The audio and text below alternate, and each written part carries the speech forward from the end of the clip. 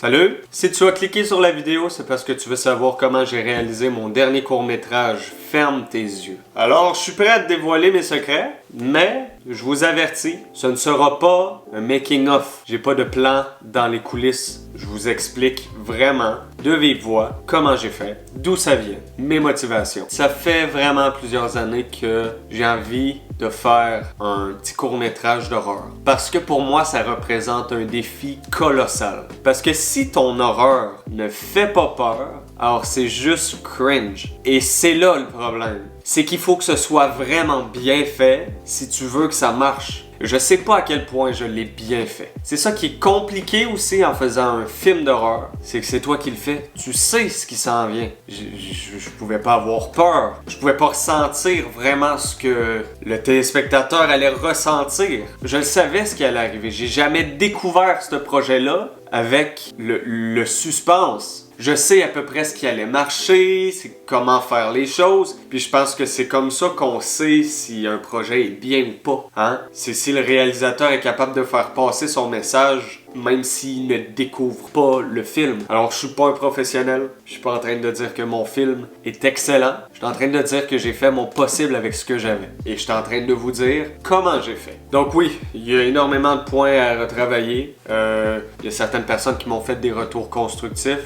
j'apprécie énormément. C'est des points que je vais retravailler dans les futurs projets, mais je suis pas ici pour vous parler de ça. Je suis ici pour vous expliquer ma direction artistique, ma vision des choses. Et tout part d'une simple idée, les intrus. Pour vous expliquer en simple, les intrus, ça se trouve à être un double maléfique de soi-même. Chacun dans le monde aurait son intrus, son double maléfique. Et tu ne le croises pas nécessairement, parce que sinon c'est cramé tout de suite. Tu le vois qu'il y a un problème. Non, ton double va aller faire chier d'autres personnes. Et attention, spoiler, mais c'est ça qui se passe dans Ferme tes yeux. David, le personnage principal, se retrouve avec des problèmes financiers. Il doit donc partager son appartement avec une nouvelle colocataire, Clara, ce qui fait qu'il se retrouve à dormir sur le divan parce que l'appartement n'est pas prévu pour accueillir une deuxième personne. Alors dès le début, on pose les bases. Ça me prenait, en écrivant le scénario, j'avais besoin d'une raison qui fasse que David se retrouve à côtoyer quelqu'un subitement du jour au lendemain pour que cette personne-là puisse être un intrus, mais que ce soit pas cramé par David. Ça aurait pas pu être sa copine, il la connaît trop bien. Ça aurait pas pu être un frère ou une sœur, il la connaît trop bien. Ça me prenait quelqu'un qui arrive justement comme ça et pour qu'il puisse être un intrus, qui puisse faire ses mauvais coups sur David sans que ce soit cramé dès le début. Et c'est ce qui s'est passé. Donc tout au long du film, on suit David qui expérimente une espèce de paranoïa envers les trucs qu'il vit parce que il sait pas si c'est dans sa tête, si c'est vrai. Et jusqu'à la fin du court-métrage, Clara est avec lui et lui confirme qu'elle vit les mêmes choses. Donc, il se crée un lien fort entre ces deux personnages-là, ce qui fait que David se dit « Clara, c'est ma sécurité parce que je peux lui dire et elle comprend, parce qu'elle vit la même chose. » Ce qui fait que tu te sens en sécurité avec Clara tout au long du film, jusqu'à la toute fin, quand tu découvres qu'en fait, Clara n'existe pas. Et là, c'est la twist. J'aime beaucoup, dans mes projets, laisser la liberté au lecteur ou à l'auditeur de s'imaginer ce qui se passe vraiment. C'est-à-dire que je propose quelque chose, mais que c'est assez ouvert pour que chacun en tire ses propres conclusions. Si tu veux croire que tout était dans la tête de David, vas-y. Le film est fait pour ça. Si tu veux croire qu'il existe vraiment une entité démoniaque qui lui fait des tours, qui apparaît, qui disparaît, qui n'est pas visible pour certaines personnes, mais qui est visible pour David, vas-y. C'est ton interprétation qui fait vivre le projet. Maintenant, parlons un peu de ma motivation à faire le projet. Bon, pour ceux qui ne le savent pas, j'ai toujours fait des courts-métrages, des longs-métrages. J'adore raconter des histoires. Le court-métrage, les films, les vidéos en général, c'est un moyen comme un autre de vous faire parvenir mon histoire. Mais j'écris des romans originaux ou ben donc des romans que j'essaie d'adapter en film ou en court-métrage. J'adore proposer des histoires. Et j'avais besoin de proposer une histoire d'horreur. C'était un envie que j'avais depuis plusieurs années. Et j'ai enfin eu la chance de le faire avec ma copine, Clara. L'idée vient un peu d'elle de base. Je prendrai pas tous les des crédits. On écoutait des petits courts-métrages d'horreur comme ça dans le même style sur YouTube. D'ailleurs, il existe des centaines de vraies pépites, de vraies vidéos faites tellement intelligemment qu'ils ont réussi à gagner des beaux prix. YouTube est vraiment rempli de vidéos incroyables. Et ça m'a donné envie de proposer quelque chose moi aussi. Donc, moi et ma copine, on a mis sur pause une vidéo, puis on s'est dit, parfait, à notre tour. Maintenant, on essaie de faire de quoi. Donc, on est venu sur l'idée. De base, c'était censé être plus psychologique, en mode un perso cligne des yeux, d'où ferme tes yeux, cligne des yeux et la personne disparaît en clignant des yeux. C'était vraiment un système de clignement d'yeux, d'angle mort, que les personnages, c'était toujours des intrus comme ça qui apparaissent et qui disparaissent. Donc, on voit qu'on a quand même gardé la même idée pour ferme tes yeux. Jusqu'au titre, mais qu'on a poussé le truc un petit peu plus. Moi, quand je débute un nouveau projet, j'aime ça m'ouvrir plein de portes pour que si j'ai envie de faire des suites, je peux le faire. C'est ce que j'adore dans les projets créatifs, de pouvoir faire des suites, lier des éléments. Hein, moi, je dis toujours que tout mon univers est lié. Donc, Ferme tes yeux se déroule dans le même univers que Temporia.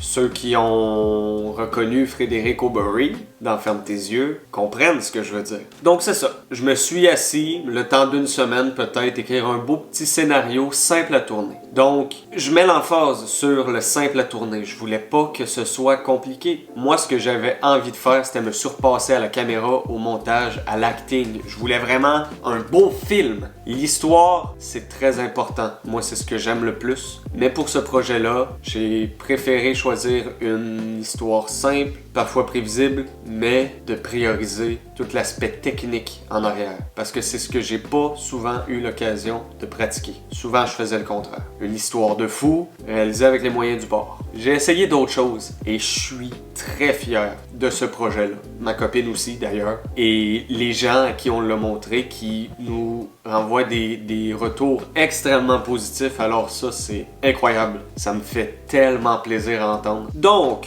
pour le tournage des scènes, on a tourné ça dans un ordre complètement déconstruit. La première scène que j'ai tournée, c'était la scène du café sur la terrasse où est-ce que la première apparition devant David. Ensuite, s'est écoulé une autre scène, puis ça a vraiment été construit dans le désordre. Puis au final, au montage, ben évidemment, ça paraît pas, mais c'est tant mieux. Et surtout, il y avait un facteur temps terrible, c'est que je voulais le sortir pour Halloween, le court-métrage, ce que j'ai pas réussi à faire parce que ça demande un petit peu plus de travail que ce que je pensais. Mais surtout, pour l'Halloween, j'étais censé me déguiser en Elvis Presley, petite photo à l'écran. Ce qui fait que je devais raser ma barbe et pour Ferme tes yeux, j'avais besoin d'une grosse barbe. Donc, pour la dernière scène, où est-ce que j'étais avec Clara et la révélation en fait de David qui se parle toute seule, j'ai tourné mes scènes une semaine à l'avance avec ma grosse barbe. Entre-temps, il y a eu l'Halloween avec mon costume d'Halloween où je me suis rasé. Et ensuite, on a tourné les scènes de Clara. Et dans la scène, on dirait vraiment qu'on est les deux assis en même temps, à la même place et qu'on se parle. Mais ça a été tourné à une semaine d'intervalle.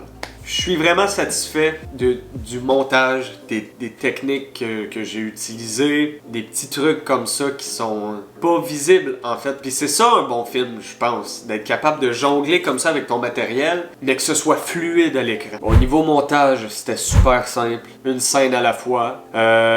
J'ai eu un petit défi, monter de l'horreur, j'avais jamais fait ça. L'ambiance, les sons. Dans mes montages, j'ai souvent tendance à négliger le sonore et c'est tellement dommage parce que c'est tellement important. Mais c'est ce que je vous dis, je trouve qu'avec Ferme tes yeux, j'ai pratiqué beaucoup de choses que j'ai pas l'habitude de pratiquer souvent et je suis super satisfait du résultat. Fait que le montage, c'était une petite scène à la fois, ça s'est fait tranquillement, progressivement, puis ça a été super bien pour être honnête. Là. Ce que j'ai appris avec ce court-métrage-là, c'est que c'est pas obligé d'être énorme. La majorité du court-métrage se déroule dans l'appartement. Pas obligé de sortir, d'avoir des décors de fou, Oui, c'est bien un petit peu de varier dans le projet. C'est une petite scène à l'extérieur, une petite scène à l'intérieur, une petite scène... J'ai tourné ici, j'ai tourné dans le bois à une demi-heure de chez moi, j'ai tourné à Montréal à 2 heures de chez moi. Ça se ressent pas dans le projet. c'est tant mieux. Mais ce que j'ai appris, c'est que c'est pas obligé d'être énorme. C'est pas obligé d'être tout le temps « Wow! » Il se passe pas grand-chose dans le court-métrage. Ça permet de créer le suspense. T'es capable d'avoir une ambiance cool, un projet fun, avec pas grand-chose en fait. Et c'est important à retenir ça. Parce que j'ai toujours voulu mettre le paquet, ou est-ce que j'ai beaucoup dépensé d'argent dans des projets comme ça, alors que c'est pas nécessaire. Ferme tes yeux m'a coûté 0$. 0$. Si ce n'est que le matériel que j'avais déjà. Mais il m'a rien coûté. Et donc c'est ça. Je vous ai révélé quelques petites anecdotes, quelques petits trucs. Je vous ai parlé de comment j'ai eu envie de faire le projet, les motivations, de comment je m'y ai pris pour le faire. J'espère que vous aimez ce type de vidéo-là, plus blabla, où est-ce que je dévoile les coulisses. J'aurais dû filmer des plans, un bêtisier, des bloopers. J'y ai pas pensé parce que comme je vous dis, j'ai vraiment voulu mettre l'emphase sur la qualité du projet. J'étais vraiment focus là-dessus. Je prends note, peut-être pour un prochain court-métrage, de garder des trucs pour une vidéo comme ça, justement.